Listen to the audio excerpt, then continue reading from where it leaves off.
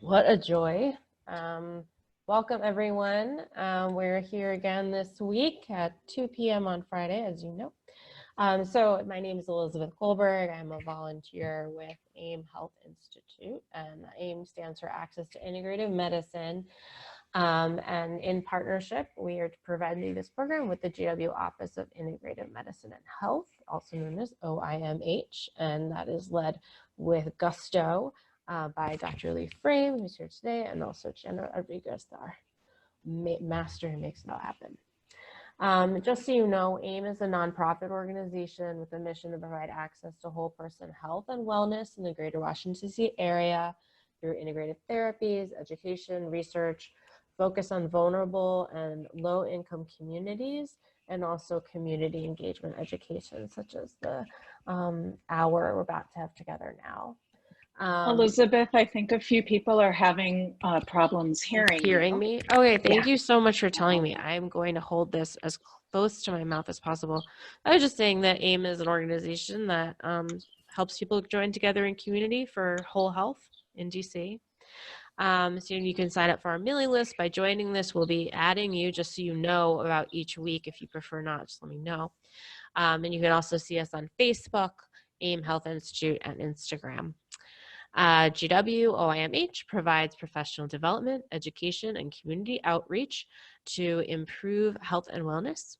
You can follow GW Integrative Medicine on Twitter, Instagram, or LinkedIn, or sign up for their newsletter by visiting the website smhs.gwu.edu/OIMH. And as per usual, we will put all of this in the chat for you. We're so happy to offer these experiences for you for free and plan to keep doing so each Friday at 2 p.m. Eastern. Thank you for joining us, being part of this community, whether it's your 7th time or your first time. We're so glad to have you. And with that, I will turn it over to Dr. Frame and Dr. Kogan. All right. Thank you so much, Elizabeth. I'm going to go ahead and share my screen here. I'll make this bigger. We are going to chat a little bit about nutrition and the immune system, which is actually my favorite thing to talk about. I got 2 graduate degrees in it, so I'm really, really into it. So I apologize if I get a little too excited. The first thing I just want to point out is a lot of times we talk about immune boosting, and you'll hear that on TV. And I just want to say that that's probably not the term we want to be using, because if you just indiscriminately boost your immune system, what's going to happen? Autoimmunity, right? That's not a healthy thing. So we don't want to boost our immune system. We want to support it. We want to make sure it has all the ingredients it needs to function properly. And how do you do that? With a healthy diet. So what do we need to know to have a healthy immune system in terms of diet? One of the important things we can do, but maybe not change right now, is try and maintain a healthy weight. You don't want to be too thin. You don't want to be too overweight, because that causes inflammation. But that's more of a long-term goal. So we care about what can we do right now with COVID-19. And all of you probably have heard this before, but eat a diverse diet rich in plants, fruits and vegetables of all different colors. Eat the rainbow. And we have a handout that we'll be sending you about eating the rainbow and how you get these different nutrients. But basically, color is an indicator of different micronutrients, vitamins and minerals, or phytonutrients, which are things like polyphenols. You've probably heard of resveratrol in red wine. They're things that are really important to our body. We're actually just trying to figure out exactly why they're important, but we do know that they are important. And so eating those different colors makes sure you're getting all of the different nutrients that your body needs. We were talking earlier today that purple apparently is one of the hardest ones for people to get in their diet, so that might be one you want to focus on. If you want one takeaway, try and make sure you're getting some purple foods in your diet. Blueberries are a great source. I had them for breakfast this morning. So talking about micronutrients, which ones are really important for a healthy immune system? I'm going to walk through a few examples. So vitamin A is one of the ones that we classically talk about with the immune system, because it's been found to be really important for people in developing countries. We show that it's really important for the health of their mucosa. So like the lining of the lungs, the lining of the gut, your eyes. If you don't have enough vitamin A, that barrier can actually break down, which obviously can lead to an infection. However, vitamin A deficiency is pretty rare in places like the United States or countries that are probably more worried about obesity than they are about malnutrition. So I wouldn't worry too much about getting enough vitamin A, but I would worry about getting too much. So if someone says you should be on high dose vitamin A, you really need to question that. And it's probably better to get it from your diet. Now, where do you get this in your diet? Liver is a great source, beef or cod, and then anything that's orange, right? Sweet potatoes, pumpkins, carrots, cantaloupe, also spinach and kale, butternut squash, and then a fortified breakfast cereal. So if you're getting the different colors, you're probably getting some vitamin A in there. Two other important ones are vitamin B6 and vitamin B12. And a lot of these come in from nutritional yeast. So if you just add nutritional yeast to your diet, put a little bit in your popcorn, you've covered both of those already. Also really important if you're vegetarian or vegan, because you're probably not getting enough of these nutrients. So make sure you're getting your nutritional yeast in. But there are other sources as well. And I'll let you go ahead and read them when we send this handout out. And we'll skip down to vitamin C, which you all are very familiar with because we talk about it a lot. And I won't belabor it much, but just one of the things I like to point out is everyone thinks of citrus fruit when they think of vitamin C, and that's actually not the best source of vitamin C. Strawberries are the best source of vitamin C. So get some of those, get some kiwi fruit. You can also get some red bell peppers, and all of that is getting you vitamin C. Okay, my favorite nutrient, vitamin D. So vitamin D is actually mostly from the sun, not from the diet, which is problematic if you're stuck in your house, right? So how do you get more vitamin D? We can do it through the diet, but most dietary sources are actually very small amounts of vitamin D. So you'd really need to be eating these things like twice a day or even 3 times a day. And those sources are salmon, mackerel, sardines, and to a lesser extent, dairy and eggs. So what does that mean? You probably need a vitamin D supplement. And we'll talk a little bit about how much you should be taking. But people who are staying indoors like we are doing right now, the winter time, people with darker skin, or people who have a reason to use sunscreen every day. And that's because it actually blocks the production of vitamin D when you go outside. All right, next nutrient, vitamin E. So this is another really interesting one. Lots of great health benefits with vitamin E, but what's been interesting is in the literature we found that if you take a supplement of vitamin E, you don't seem to get the same health benefits. It really needs to be from food. So I listed a few sources here, basically anything from seeds and nuts. So get some seeds and nuts in your life. The oils obviously have a concentrated amount, but oils such as that maybe aren't so healthy for you. You probably don't want to have a ton of them. You probably want to stick with olive oil. So in moderation, you can have some of these oils. I would prefer that you had the seeds and nuts whole as a whole food. But what I found really interesting is some of these other sources, which maybe you don't know about with vitamin E. So tomato sauce, that's a great thing to have right now in your COVID-19 pantry. We probably all stocked up on that. That'll get you some vitamin E.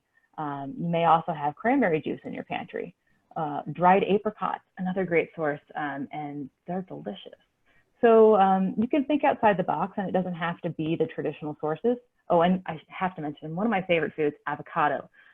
It's really great for you for a lot of reasons. So if you can get your hands on some avocados, highly recommend that you're eating them now. Okay, so that's basically it for the micronutrients I want to focus on. And I want to talk about 2 minerals, selenium and zinc. We've talked a little bit about zinc, so you're probably familiar, but we haven't talked about selenium. Selenium is something that you typically get from your food, but it's becoming rare in the diet because it's becoming rare in the soil. So we have to start paying more attention to our selenium intake. And the best way to get that is 1 to 2 Brazil nuts a day. That's it. That's all you need, 1 to 2 Brazil nuts a day. And they're also really healthy for you. So I would recommend everyone who doesn't have an allergy to Brazil nuts to try and get 1 to 2 a day. With zinc, I'm not going to go too far into this other than say that oysters are a phenomenal source of zinc. If you have 6 oysters a week, you have more than your need for zinc. So if you can manage to get your hands on some fresh oysters now, I would recommend trying to do that. And I did go down here and put some details in for people who particularly are at risk, such as seniors, who want to make sure they're getting enough to protect their immune system. So I'll let you guys read through that when you have time, because I want to leave time for questions. I will go ahead and take those now. Leigh, there's a question about the sources, good sources of vitamin C if someone is has sensitivity to acidic foods or have acid reflux. That's a great question. So if we look at vitamin C, I personally wouldn't consider strawberries to be acidic, but it totally depends on the person. And then kiwi fruit are probably pretty mildly acidic, and the peppers as well. So that would be where you want to focus, or your broccoli. But the other thing I'd point out is a lot of times people who are sensitive to acidic food might have some other underlying condition. So I'd really recommend working with your healthcare provider to make sure you have taken care of that first. And it may be as simple as you need to supplement with digestive enzymes. But just really make sure you're taking care of that first. And it's not a food allergy or something like that. What are the other questions? I just pulled up the chat.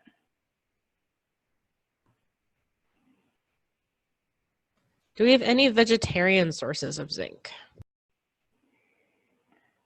So yes, if you go down to the list, we've got fortified oat cereals, which are maybe not the best thing to be eating, but roasted soybeans. So that's a really nice healthy snack. And then to a lesser extent, but if you're already going to be eating them, Brazil nuts, right? So if you're getting that Brazil nut 1 to 2 a day, then that's going to help boost your zinc. And then if you're also getting some soybeans occasionally, or if you're taking these supplements down here, you're definitely going to be okay, right? If you're taking your zinc lozenges when you go outside, you definitely have enough zinc, so I wouldn't worry too much about that. But this is another example where just having a varied diet is really important. Getting a lot of different things, not always eating the same thing, and that can be a little hard right now. So we have to be more mindful of the decisions that we're making, and we're not getting in the habit of eating the same thing every day. Does it matter if the vegetables are frozen or fresh? Great question. Fresh vegetables are actually the most nutritious thing that you can eat. I'm sorry, frozen, because they are picked at their peak of nutrition and frozen immediately to preserve that nutrition. So many times they're actually more nutritious than the fresh ones you get at the market. So that's great for us to know right now when we can't go to the market all the time. However, the texture might not be the same, and so sometimes that's a little weird, and you really want the fresh version. Like, for instance, a fresh asparagus is going to have a very different texture than a frozen asparagus. But if you're putting them in soups, it doesn't really matter. It's going to have that similar texture. The other thing I point out too is that the only thing you can get your hands on is canned vegetables. Eat them. It's better to eat any vegetable than no vegetable at all. And if you rinse them, it actually reduces the sodium significantly, so you don't need to worry too much about that. What about the gummies and other types of supplements available? I'm personally not a big fan of gummies. Part of the reason is to me, it's candy. And candy isn't something you should be having every day. So you can't take them every day in my perspective. Some people use them as their daily treat, and maybe that's good, but I prefer you had something like, I don't know, dark chocolate or strawberries, something that's naturally sweet, because they're typically sweetened with sugar or artificial sweetener, which is also not good for you. So I would typically say get away from them, but also they aren't great at holding on to certain nutrients in particular, including the B vitamins, so which are very important. So I would stay away from the gummies.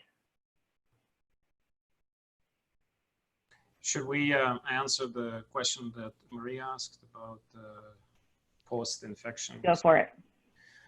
So it's actually quite a big topic, and I don't know, I don't think I can answer it easily, but what I would say, I think there has been a lot of information about some patients have symptoms for months after and struggling with things like continuous dyspnea and exertion during exercise or severe fatigue, disruption in hormonal cycles like sleep, etc. So I think after recovery, there's kind of the way I see it in terms of the global ways. The one is to really give nutrients in a very easily acceptable and easily processed way. So I would put things like bone broth very high up, some lean protein that's easy to absorb and process, and probably extra protein during that time as the body repairs itself. Some of the key nutrients Dr. Frame already mentioned, zinc and vitamin C, are really important during the recovery phases. So that's one aspect. And I think the other one, well, there's probably more than two. The other one, inflammation is probably still lingering. So you want to take specific anti-inflammatory support, things like turmeric, whether you like it in a food or as a supplement, Boswellia, quercetin, so those are the supplements, or foods. Pineapple is very rich in bromelain and vitamin C as an example. So I would favor those. And then I tend to also personally favor quite heavily specific adaptogenic herbs in this situation. And there would probably be a little bit different compared to somebody who's in either early illness or just want to kind of optimize their immune system. So I think those would be more still targeting anti-inflammatory cascade while also being supportive for the hormonal system. So those would probably be resveratrol, melatonin, and definitely things like licorice, if your blood pressure can be tolerated. By the way, this probably would be worth doing in conjunction with a provider because you may or may not have a good sense of those products. And also quite a critical optimization of antioxidant support, and those could primarily, in addition to what I mentioned, is really N-acetylcysteine and glutathione, and I know Dr. Heyman covered that in detail a few weeks ago. And N-acetylcysteine comes in a good amounts from high quality protein, like a whey protein, for example, or just a lean meats and fermented dairy. So. We have time to answer the question about zinc. Please do. So I think that's a very good point that you point out about how we have to be mindful we don't get too much zinc. You point out that you stopped taking your separate zinc supplement when you started taking a multivitamin that contained it. And that is a very good idea. The recommendation is that you stay below 250 milligrams per day in all of your intake in zinc. If you can, because if you're doing that over a long period of time, you can develop zinc toxicity. However, it's kind of hard to measure sometimes how much zinc you're getting. So really, I would be mindful of the supplements. Definitely want to keep the supplements under 150 milligrams if you're eating a rich, diverse diet where you're probably also getting some zinc, and you'll be safe over the long run. I know right now we're probably taking a lot more zinc than we normally do. And one of the reasons that I think about it differently is it's more of a therapeutic. Like right now we're having high amounts of zinc because we're kind of in crisis and we're trying to make sure we don't get sick. But it is not something you want to be doing for the rest of your life, right? You want to go on a much lower zinc diet when this pandemic ends. Leigh, and since I think we have a few more minutes, can you just say a few words about sort of differences in sources in terms of the zinc from food versus zinc from supplements? That's a great question. I would say I could pretty much universally say it's better to get things from food, except for vitamin D, where there's not a ton of vitamin D in the food. The body absorbs it better. We're not even entirely sure why that is the case because sometimes it doesn't really make sense. But there's something called the food matrix. And that's basically everything that comes in a food, right? So an apple is more than the sum of its parts. This food matrix is very special, and eating an apple, you get more nutrition than if you just ate the parts of the apple separately. And that's true for every nutrient. So getting, say, an oyster or a Brazil nut versus taking a zinc supplement, you're going to absorb much more of the zinc in it. I want to add just one little line. And I think it's also from food, it's a lot harder to overdose nutrients compared to the supplements. Yes, you're generally safe if you're supplementing with food.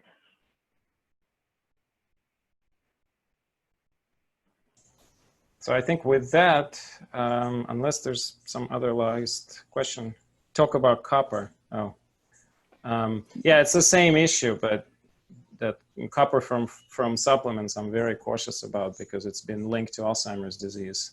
Yeah, I wouldn't supplement with copper, but the one concern about zinc is it can cause copper deficiency. So another reason not to be in a long-term high zinc state. One of the things that may be helpful is if you're taking these zinc lozenges prior to going outside, when you're in these potential times that you could be exposed, and when you're at home and you're not going out for a couple of days, then maybe back off on the zinc because you don't really need it as much. Okay, so if anybody has any more nutrition questions, please put them in the chat. And we'll also try and take some more questions after Yael's mindful movement.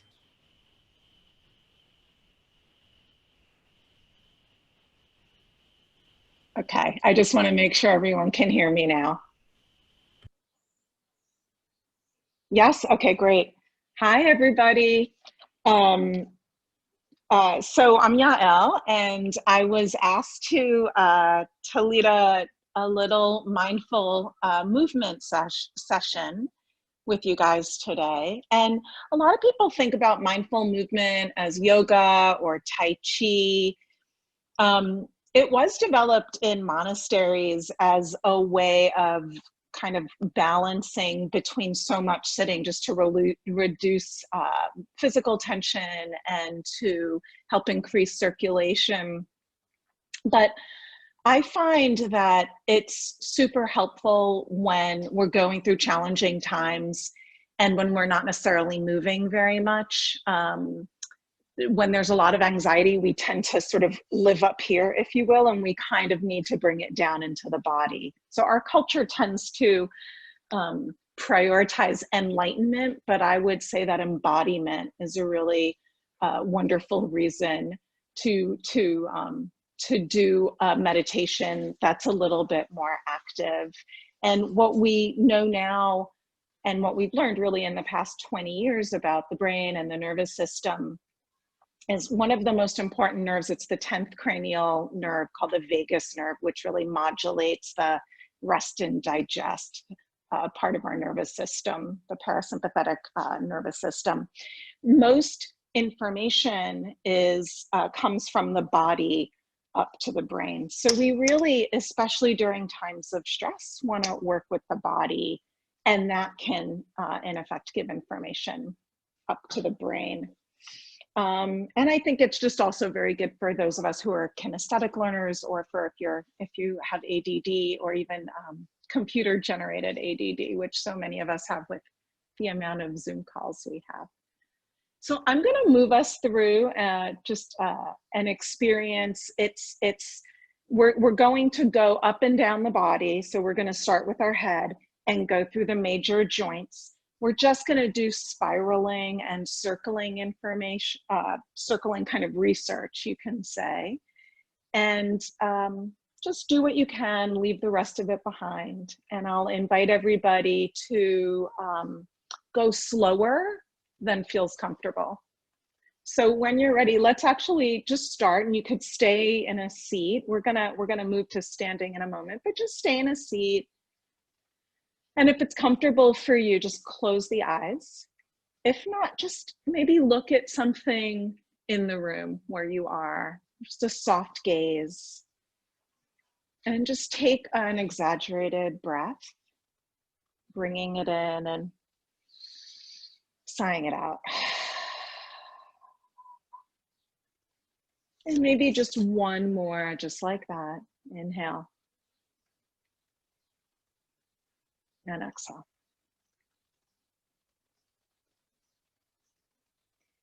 And as we get ready to go into our moving meditation, you might just ask yourself, how do I want to show up in my life given current circumstances?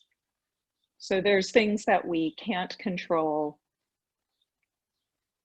and there's areas where we have a little bit more influence. How do I choose to show up exactly as life is unfolding for me today? We could call that our opening intention. Good. Just take one more big inhale here. And then with the exhale, the invitation is to drop chin to chest, just so that you can, if your eyes were closed, you can open up the eyes, kind of look around, and then bring your head back up. So we're just going to start with our head. I want you to imagine, let me also say some of this is going to seem weird, and that's intentional. When we learn new things, it's often strange. So I want you to imagine that you have like a pencil or a feather right at the very crown of your head, and you're going to be drawing a circle in this direction. If it helps you to even touch it, you can. Otherwise, we're just going to bring our chin as far forward as we can to the right. Bring your chin back and to the left. forward, to the right, back, and to the left. And you can go as slow as you want. I'm continuing. I'm trying real hard not to move my shoulders, but as you can see, there's just some action happening.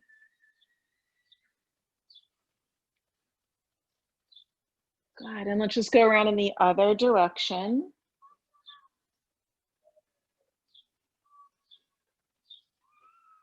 You could be breathing here. You could be softening your face.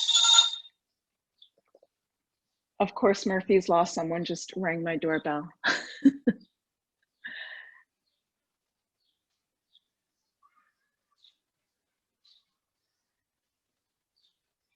Thank you. Yeah, thanks, Juan Carlos. Okay, and then just pause here. Now pretend there's a pencil right by your chin, and we're just gonna draw like a big circle in front. So, sorry, so we'll go up to the right, up to the left, and down. This might feel a little bit more comfortable. Go even slower. If this makes you dizzy, close your eyes. But if it's okay for you, you could always begin to track the circles with your eyes.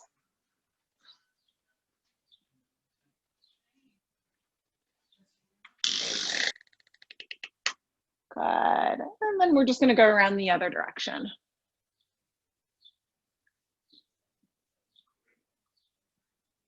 And if there's a little cracking happening, welcome to the club.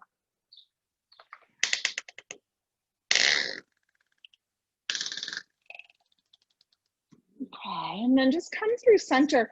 So we're gonna work on our arms now. I'm gonna stand up. Yeah, and I could see some of you are going like this because all of us have neck and shoulder pain right now. Okay, so I'm gonna go ahead and stand up. You're welcome, if you prefer, just to sit on the edge of your chair. But if you're gonna stand up, just sort of bounce a little bit and keep your knees really soft, right? So nothing special. And then let's bend this right arm with your palm up. And we're gonna keep a little bit of a bend in the elbow and a kind of softness to the palm.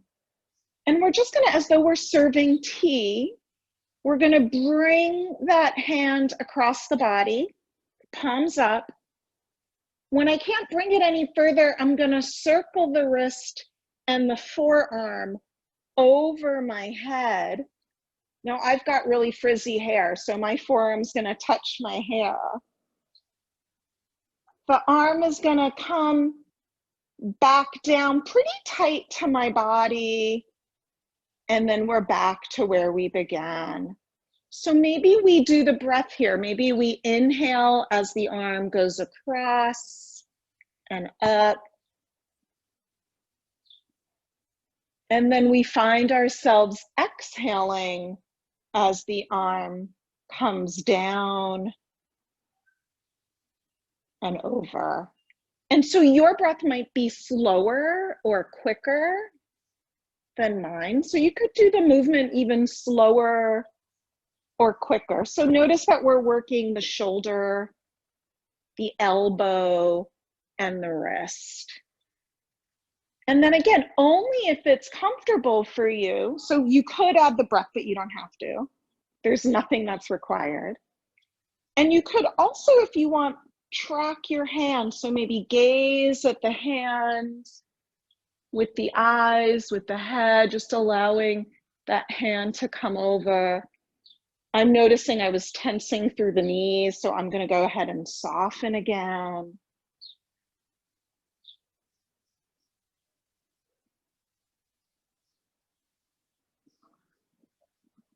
And you might also, even as you're doing this movement, notice if, oh God, I'm tensing up through my legs or my jaw or maybe my belly. We all have the places where we do that. So is there a way for you to add even more softness?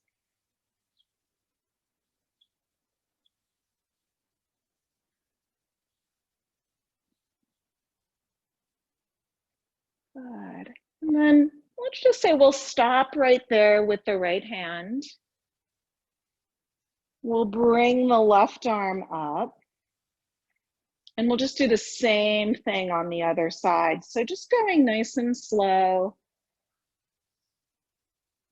And as you're gazing, you might be looking at the skin or noticing the temperature in the room. I feel like our bodies are constantly changing just because of the natural process of aging, what we eat, our lifestyles, illness. And so the bodies give us so much to work with throughout our lives.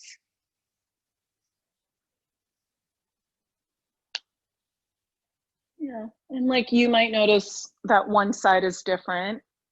I had breast cancer on the side we're working on now a few years ago. So I notice, even though the surgery was a few years ago, there's a little bit of a difference on this side. And if that's the case with you, you can always have the shape accommodate. So don't feel stuck in any pose.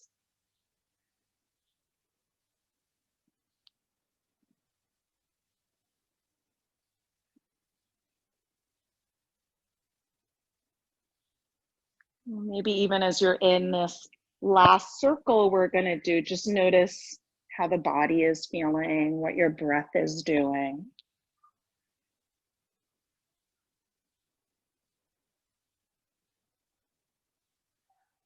Good. And then let's, from here, just slowly take both hands down, close the eyes, just pause for a minute, feel into the feet. Notice what, if any, sensations are beginning to arise in this body, brain, nervous system, mind. Okay, and then as you're ready, we'll open up the eyes and we're going to work on the chest. So this is the one that might feel the most like belly dancing.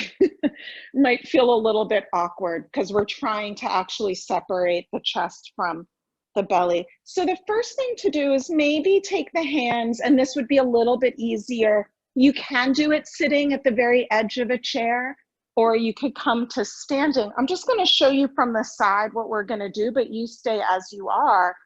We're just going to go ahead and lift the chest up and then bring it back. Lift it up and bring it back. So those of you who do yoga, this is a little bit like cat and cow. And for some of us, you might choose to go here. So, or stay here. So for example, here, we could open up the arms as we inhale, sternum comes forward, tips of the shoulder blades touch. And on the exhale, you could really round through that spine. Inhaling as the heart and maybe the gaze lifts. Exhaling as we go intentionally into Shlumpasana. Just like that, inhaling and exhaling. Inhaling and exhaling. And you're welcome to stay there, or if you want to try your hand at full circles, we'll bring the sternum up to the right, back, and to the left. Forward, to the right, back, and to the left.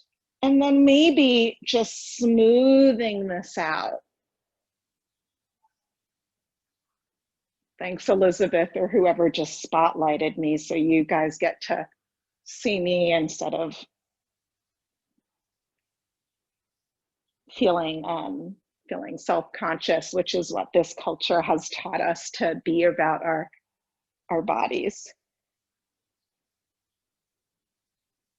So this is a sequence that I've been doing really regularly, and I have very sensitive joints, and I find like it's really helping. Just do one more circle if you're doing circles in this direction. And then let's come around to the other side.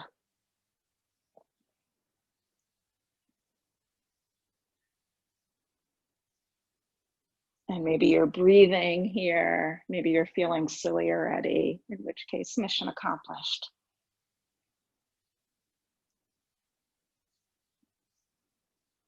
You might find that circling around in one direction is easier than the other. Everything in nature spiraling and circling. Good. Let's just do one more full circle or one more round, and then pause. And you could release. And you know, there might be a little swaying that's happening as you notice the pressure on your feet, shifting your weight.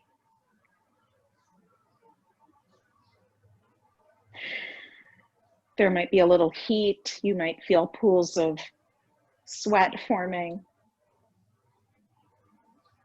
And then let's come down. So now we're gonna come down to the waist and the hips. Again, you could just take your hands.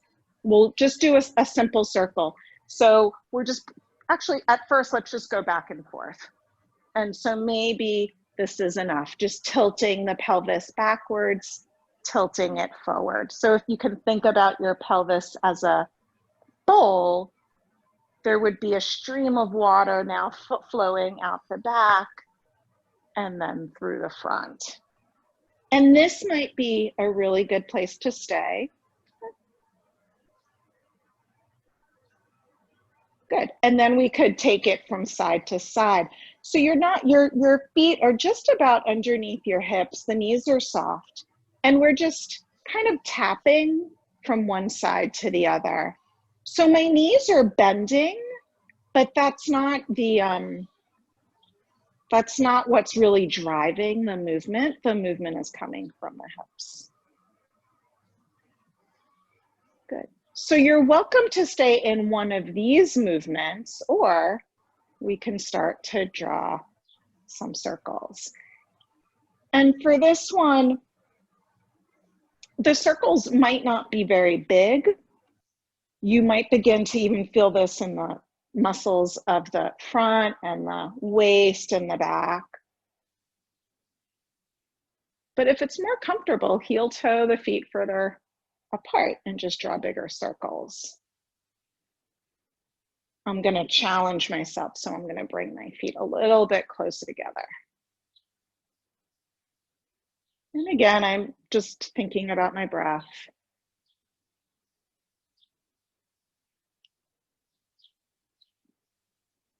And I'm noticing the shifting weight on my feet.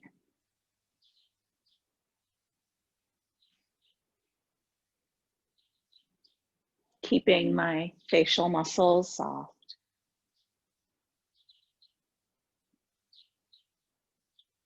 Good. And let's go around in the opposite direction.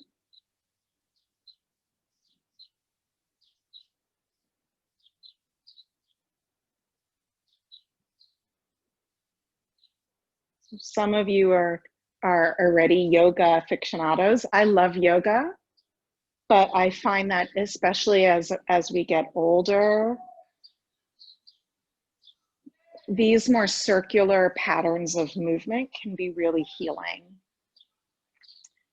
for the body, and I believe for the mind.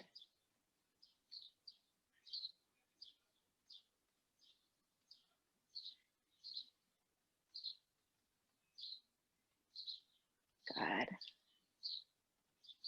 Good. And then let's pause. Maybe this time bringing one hand to the lower belly below the belly button and the other hand on top of there.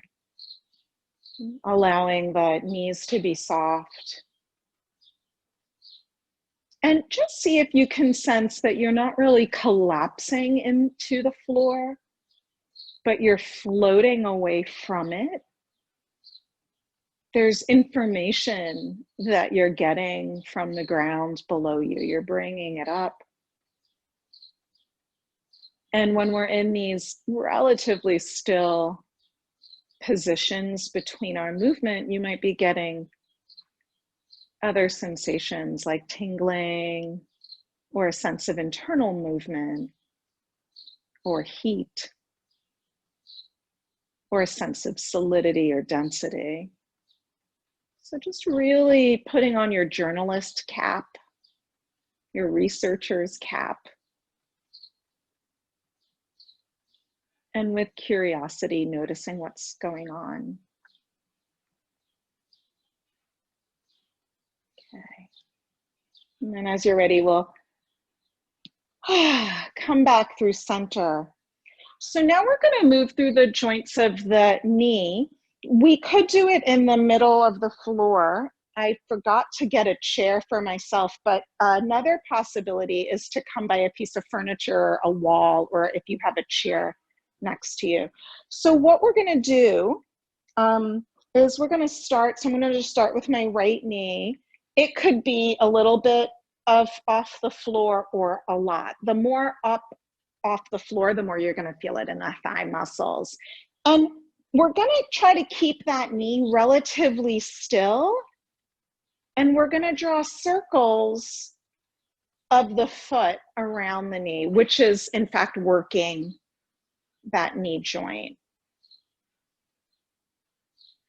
So I'm just going towards the outside right now.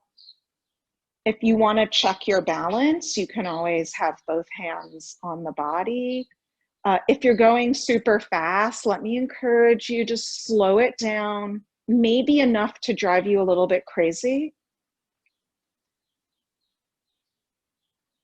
It's almost as though we have a feather between our toes here and we're drawing beautiful circles on the sandy bottom of the ocean.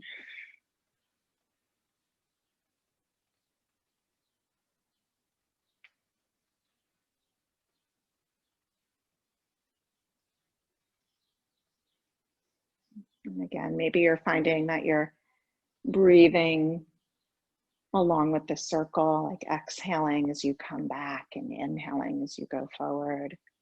Let's turn it around. Seems like enough time.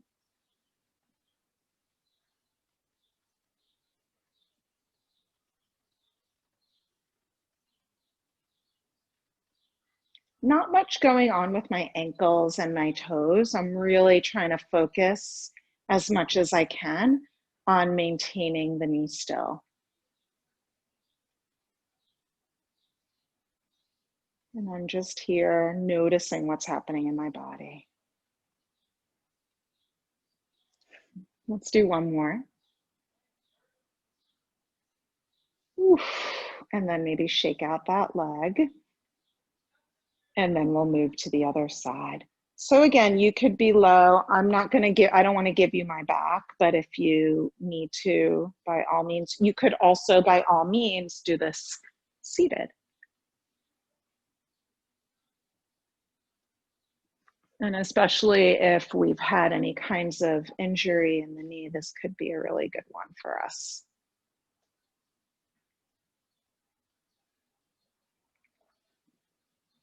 In most energetic traditions, there is a belief that energy tends to get stuck in the joints.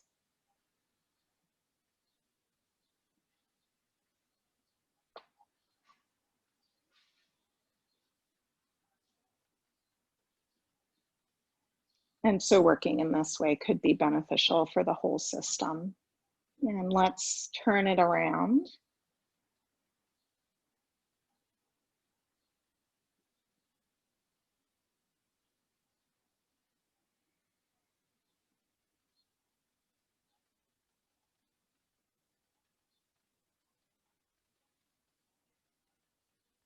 Noticing everything that's happening inside, but also in the room where you're practicing. Good. And then let's just go ahead, we'll shake that out. Just pause here. I'm just noticing something in the chat, so I'm just gonna check.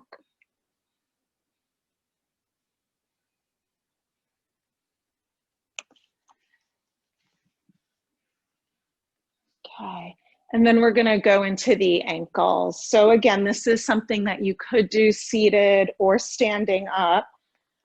I'm just gonna show you the side view. So I'm gonna keep on the ball of my right foot, and I'm gonna draw some circles here.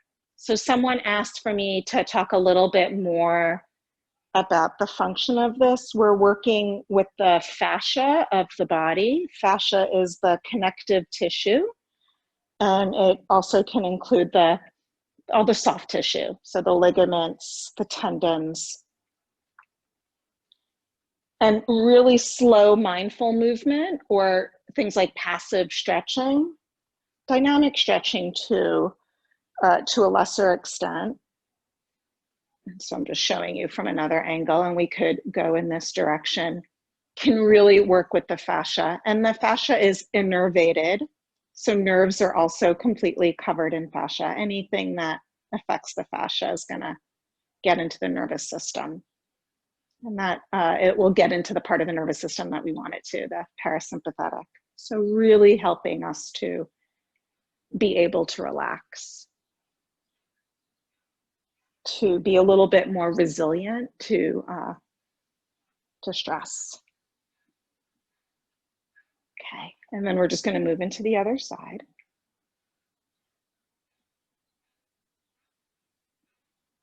Different energetic practices have different sequences of doing what we're doing, of walking through the major joints in the body. This one to me seemed to be very accessible, and so I wanted to offer it to you because of that.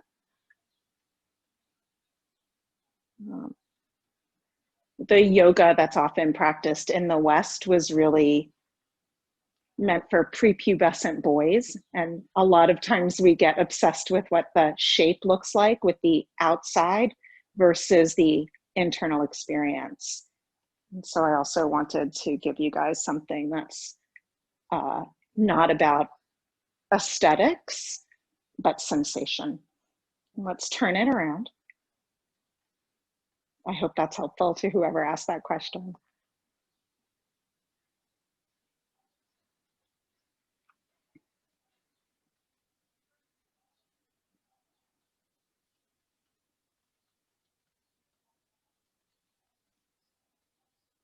Okay. Good. We're just going to pause here for a moment. And if there's any final movements, any swaying or exploring of the space around you, if you want to do a little dance, you can. You might just notice that the joints here feel a little bit looser than they did when we first started. Just kind of one more moment of any movement on the feet, in the knees, in the pelvis, in the chest, the head. And then as you're ready, come to stillness, as still as your body with 30 trillion cells can get. One hand over the low belly, the other hand over that hand. Sense your breath.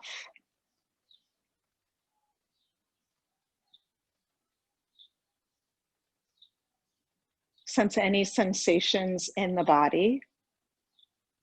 There might be a part of the body that feels a little bit looser now, a little bit more relaxed. Sense your mood. And now sense the quality and velocity of thinking.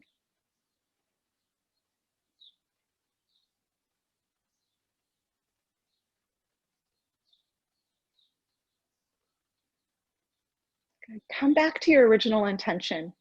How do you choose to show up today and moving into the weekend? Not despite external circumstances, but accepting that they are as they are.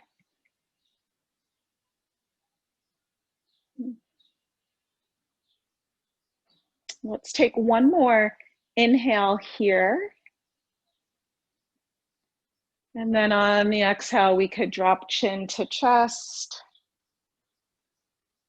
opening up the eyes, and maybe just for a moment to yourself, name 3 things that you can see. They might be colors or objects. 2 things you can hear. One of those things might be the sound of my voice. And then an overall feeling in the body.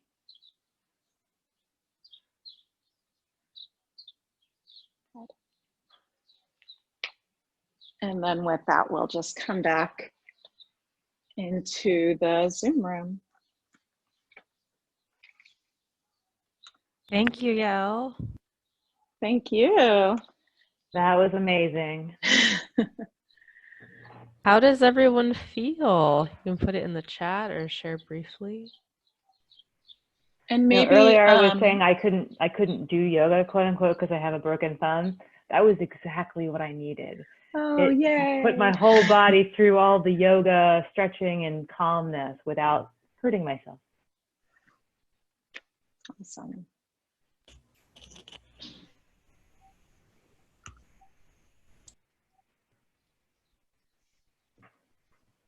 Oh, good. And I'm seeing people are feeling looser. Great. Any other thoughts before we have to sign off for today? I see one question that I can answer quickly about overdosing on vitamin D. First, it's very rare to overdose on vitamin D. The body actually has 4 different ways of getting rid of it. So I don't typically worry about that, particularly in the society that we live in where we're all inside all the time. But that's where it's really important for you to work with a healthcare practitioner who's checking your blood levels. Because one of the things about vitamin D is I can't really tell you how much to take because it's different for each person. So you really need to be working with your healthcare provider to test your blood levels and figure out how much is there, how much more you need, and find that right dose for you. We need to cut that part you just said and put it on our podcast. It's just so precisely accurate and concise. Thank you. You can use it, absolutely.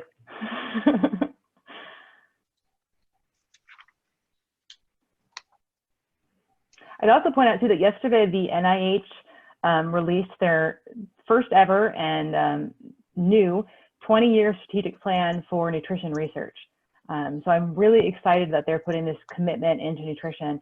And it's not just nutrition broadly, but it's precision medicine and precision nutrition, which is this personalized nutrition that we're talking about with vitamin D. So I'm really hopeful that will change the way we treat people in terms of nutrition, that we're not just saying, oh, everybody takes 400 milligrams. And Leigh, with your lead, hopefully GW will be a big part of this process. I'm sure we will be. Well, everyone, I think this has been an amazing mindfulness experience. Yael, we have to have you back. That was amazing. Leigh, you're going to need to come back and talk some more to us about nutrition, because I'm quite sure people are full of questions and are going to have more as we move through this new normal. Janet, I think Elizabeth has an announcement. Yes, I was about to say, I was about to turn it over to Elizabeth. Sure. So you will be receiving an email following our class with all of the handouts and all the links from last week as well. And then also an opportunity, we are offering a smaller 6-week intensive mind-body class for stress and coping. And I've included in the email, in the follow-up, you can send me an email if you're interested. That will be hosted by myself, Dr. Kogan, and Amy Kossoff, who was with us last week. So I'm egoldberg@gwcam.com. We're very excited to be doing this. It's going to be about 10 to 15 participants. So really kind of delving deep and building on the practices that we've been exposing ourselves to and engaging with for the last several months now. So thank you for the opportunity to share. That's upcoming. We'll be starting in 2 weeks. So thumbs up. I also saw in the chat someone would like to have the NIH plan. I will get a copy of that to go in with the handouts as well. Wonderful. Thank you so much. Right. And Okay. Janet for making it all happen. Thanks. Everyone have a wonderful weekend. Be safe, be thoughtful, be well. Okay, thank you. Bye-bye. Thank you. Bye. Thank you. Yeah, this is good. Bye. Thank you. Thank you. Thank you. See you next week. Yep.